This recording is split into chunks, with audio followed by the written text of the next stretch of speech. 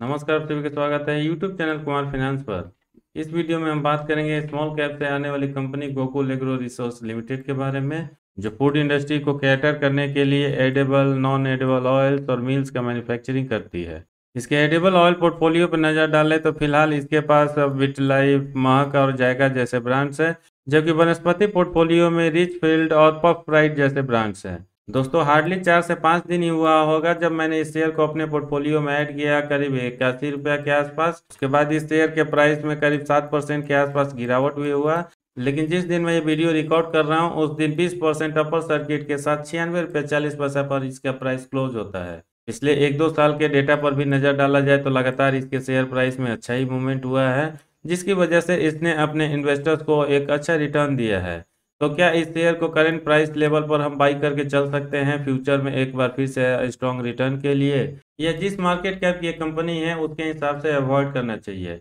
इसका technical analysis में चाहे मूविंग एवरेज हो या रिलेटिव स्ट्रेंथ क्या इंडिकेशन दे रहा है, ये पूरा डिटेल जाने उसके पहले मैं कहना चाहूँगा, अगर आप फर्स्ट टाइम विजिटर हैं इस चैनल पर या अब तक आपने इसको सब्सक्राइब नहीं किया है, चैनल को सब्सक्राइब करके बेल आइकन का बटन जरूर प्रेस करें ताकि आने वाले फ्यूचर में जब भी कोई वीडियो यहाँ अपलोड हो नोटिफिकेशन आपको मिलती रहे। दोस्तों, गोकुल एग्रो स्मॉल कैप में भी माइक्रो स्मॉल कैप से बिलोंग करती है, क्योंकि मार्केट कैप इसका मात्र 1372 करोड़ का है, जबकि स्टॉक भी काफ़ी अट्रैक्टिव माना जा सकता है क्योंकि मात्र ये 10 के आसपास है। रिटर्न ऑन कैपिटल एम्प्लॉयड का परसेंटेज हो या रिटर्न ऑन इक्विटी का परसेंटेज हो, ये भी काफ़ी स्ट्रॉन्ग है क्योंकि ये 32 और 30% के आसपास चल रहा है। वैसे तो पिछले 1 साल में इस शेयर ने बहुत अच्छा रिटर्न दिया है अपने इन्वेस्टर्स को, बावजूद इसके इसका हाई इस पीरियड में 137 रुपया जबकि लो 42 रुपया 20 पैसा है। यानी हाई प्राइस से अगर करंट प्राइस लेवल को हम कंपेयर करके देखें तो अभी भी ये करीब 40% नीचे ट्रेड कर रहा है। दोस्तों, गोकुल एग्रो का कंपैरिजन अगर हम इसके पीएस से करके देखें तो नंबर 7 पोजीशन पर ये नजर आएगी, क्योंकि मार्केट लीडर यहाँ अदानी विल्मर है मार्केट कैप के हिसाब से, क्योंकि उसका मार्केट कैप 90,062 करोड़ का है।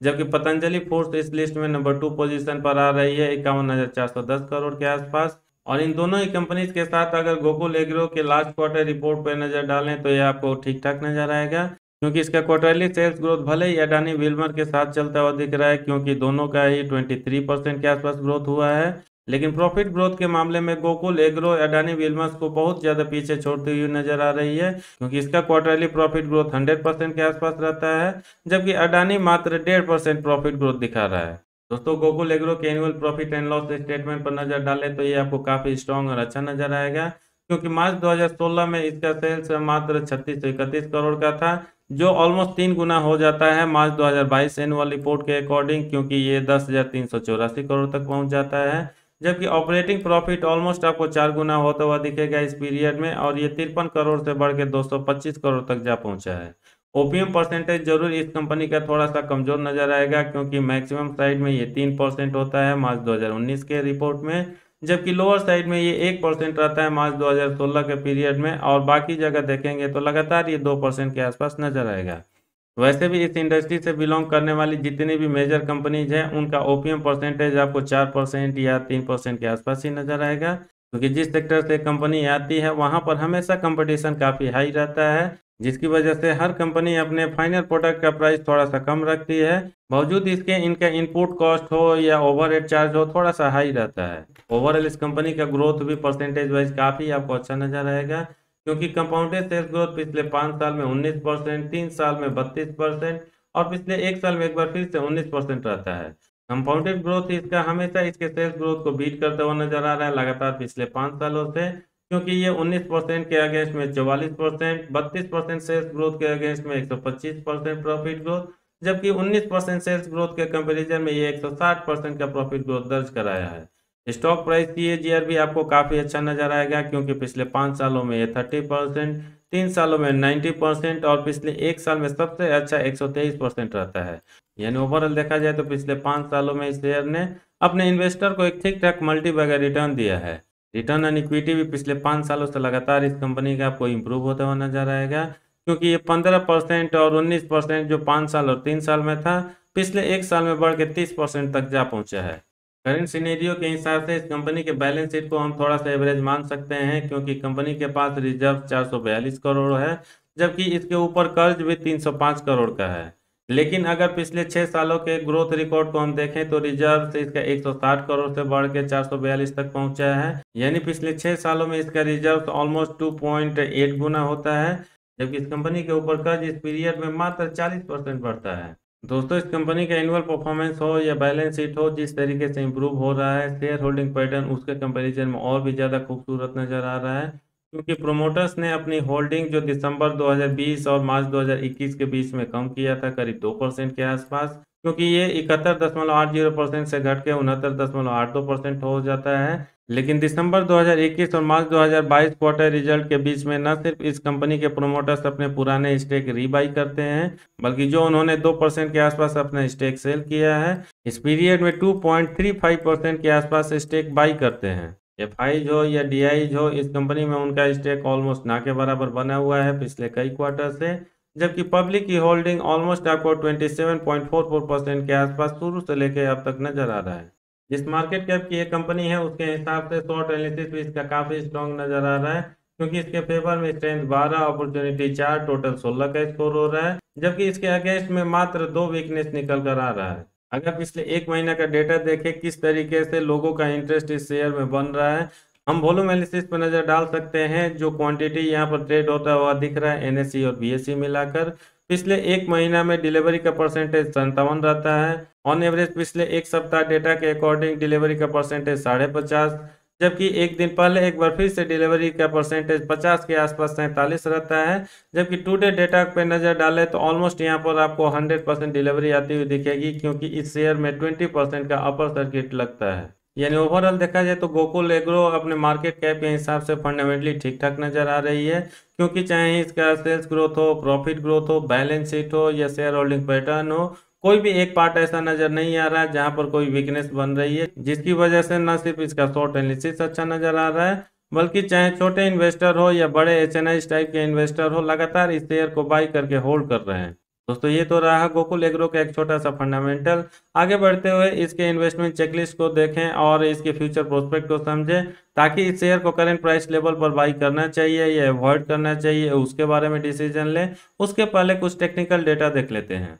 दोस्तों, इस कंपनी के टेक्निकल एनालिसिस को समझने के लिए मैं यहाँ पर आरएसआई और मूविंग एवरेज का इस्तेमाल करूंगा,